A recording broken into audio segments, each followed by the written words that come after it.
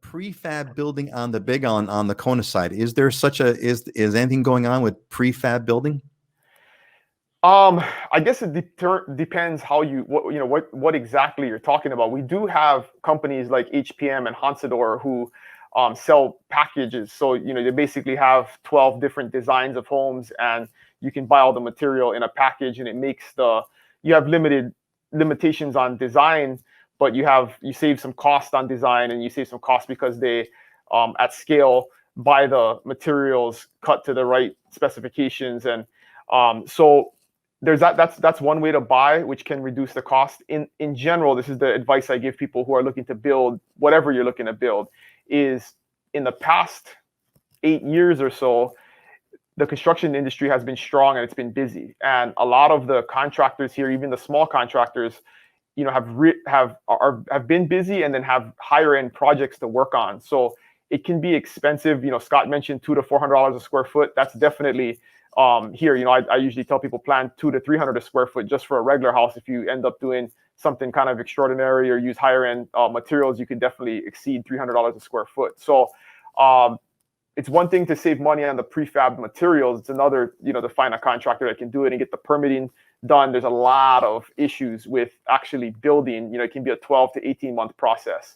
So most people come from markets that it's not that complicated, and we are a complicated place to build anything. So. We are a very complicated place to build. Great. Hey, let's move on to another one. Scott, I got one here for you that I've gotten this a bunch of times.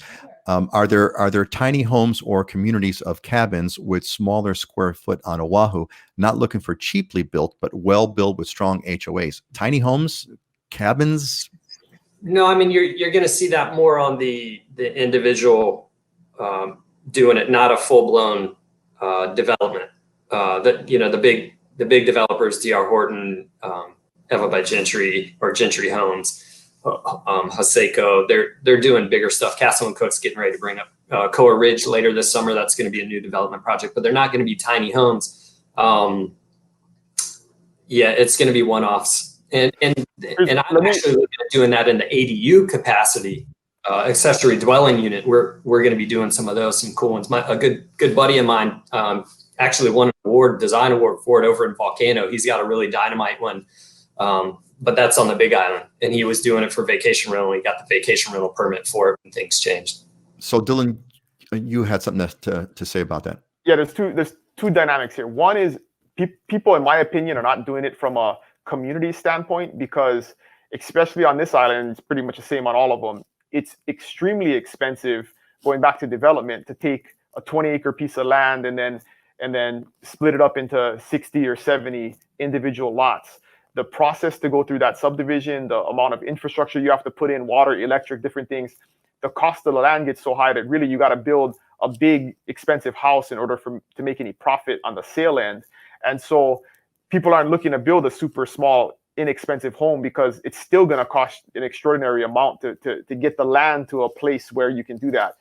Where people are doing it on the Big Island is we do have very large substandard agricultural subdivisions. We have Hawaiian Ocean View Estates, which is 25,000 acres of 1 acre lots.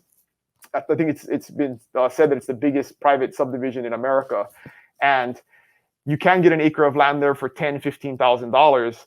You don't have municipal water. You need a catchment system. You will have electric, but you can put a tiny home, some type of prefab tiny home on it for a pretty low cost. But you still have other issues like wastewater. You have to build a septic system, so that's going to cost you $20,000 to $30,000 when you got to dig into the hard lava rock in order to put a hole and a leach field. So there's